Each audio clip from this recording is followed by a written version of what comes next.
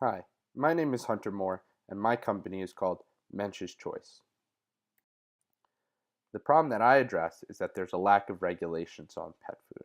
There's no pre market approval required by the FDA, and the FDA does not regulate nonspecific labels. This means that companies can place labels such as gourmet or premium or super premium on their products without any regulations. This allows companies to easily deceive consumers. There's also not a wide range of kosher pet foods available. People who keep kosher are uncomfortable bringing non kosher items into their homes. Our problem is wicked for a couple reasons.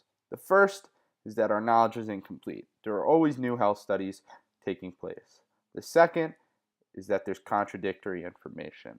There are different sects of Judaism that have different views. The third is the problem has changing requirements. There are many different breeds of dogs, and each have different nutritional requirements. The final reason is that our problem involves a large number of people. In the US alone, 36.5% of households own dogs. The inspiration for this company came from my dog Midas and the rest of my family. It was always an issue bringing Midas to other family members' households who kept kosher. At Mensch's Choice, we aim to provide high quality, kosher food for pets. In addition to increasing your pet's quality of life, our goal is to improve the quality of life for pets who do not have a home. A portion of every purchase goes to animal rescue centers. This model shows how our company can achieve its solution. We can purchase ingredients from a food distributor, allowing us to make our product and sell it to the consumer. The consumer then pays us, allowing us to make donations to animal rescue centers. Let's discuss the ideation strategies that led to this business model. The first question I had to ask myself was, is kosher dog food necessary? The Torah does allow non-kosher food to be fed to dogs. However, you cannot mix meat and dairy. And on Passover, no chametz or bread items can be brought into the home. And switching a dog's diet from time to time can get them sick. So yes, there is a necessity for kosher dog food. The numbers support that there is a market for kosher dog food. There are 43 million households in the US that own dogs. That leads to an annual spending of approximately $33 billion per year on food. There are also 12.35 kosher consumers in the US year round. If we can attract just 1% of the total households, this would lead to a revenue of $205 million. That is more than enough to make our company extremely successful. In order to develop my product, I had to ask other dog owners how my product can better suit their needs. The first two people I spoke to were my grandparents, Karen and Alfred, and they live on Long Island, New York. And although they do not own a dog, they always watch our dogs when we go away on vacation.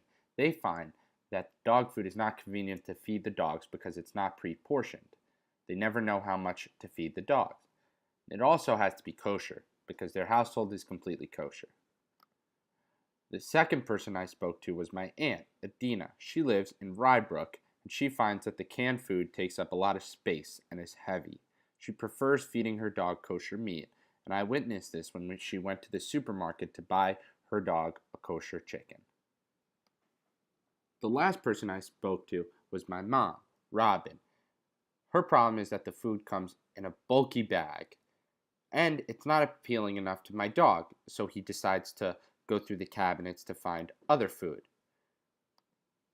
She is not concerned with keeping kosher, but she is concerned with meeting my dog's dietary needs because he has other health issues.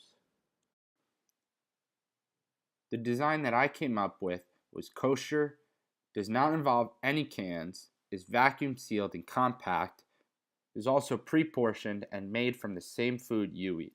This allowed us to create diet-specific products. The primary goal of our product is to provide a better source of food for pets. As we developed this idea, it became clear that Mensch's Choice could have a larger impact. By donating a portion of all proceeds to animal rescue centers, we can indirectly solve other problems. Shelters will have the money to feed a larger population of dogs. This ensures that there will be less stray animals and less animal euthanizing. Having an impact in your home will allow us to laterally impact the community. As discussed before, the problem we found is that there are barely any regulations on pet food. We can achieve the solution to this problem by providing accurate labels and verified certifications. This allows us to regain trust in the consumer. People will know what they are feeding their pets and how it is made. Kosher customers will have more options than ever before. I'd like to draw your attention back to the model presented earlier, but more specifically, the area indicated by the blue circle. I believe that through marketing and partnership, we can actually create a link between animal rescue centers and consumers. This will allow us to increase the number of consumers that frequent animal rescue centers and our products. We can essentially grow the market by creating a positive feedback loop. Let's go over the entrepreneurial process. Through our ideation strategies, we have established that there's a need for kosher dog food. There's a huge market for dog food. People are not satisfied with their current options. Our business could help the community, and we could grow the market. This creates a big opportunity for our company.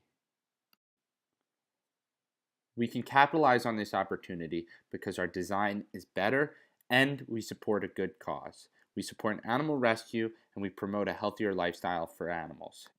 Using this message, we can attract a lot of consumers. Our product is pretty simple, and the manufacturing process can be seen here. There's also a link included here and in the description that shows you a similar manufacturing process. The important part is that a rabbi must carefully oversee the manufacturing process. I believe that our product will be competitive in pricing because the cost of kosher meat is comparable to the cost of organic or free-range meat. A list of what my company needs to start up is included here. But the most important thing that we can use are partnerships with animal rescue centers, veterinarians, kosher supermarket, and stores, because they can lead us to the bulk of our customers. This is an itemized list of the resources shown on the previous slide, broken down by quantity and cost. Some items my business already has or would be of no cost. In total, I estimate that my business would need approximately $20,000 to start up. As part of our branding and marketing strategy, I identified the target market, which is ages 20 plus and also people of Jewish faith.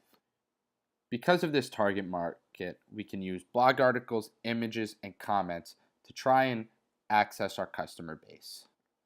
Social media platforms can also help us get our brand out there and can be extremely helpful in showing our customers how our product is made so that we create a trustworthy brand. We will create alliances and partnerships with animal rescue centers, veterinarians, pet stores, and kosher supermarkets to also increase our customer base. In the future, I hope that we could expand our product line beyond food or to food for other animals. I think that partnering with a large company or selling to a large company could really make this possible.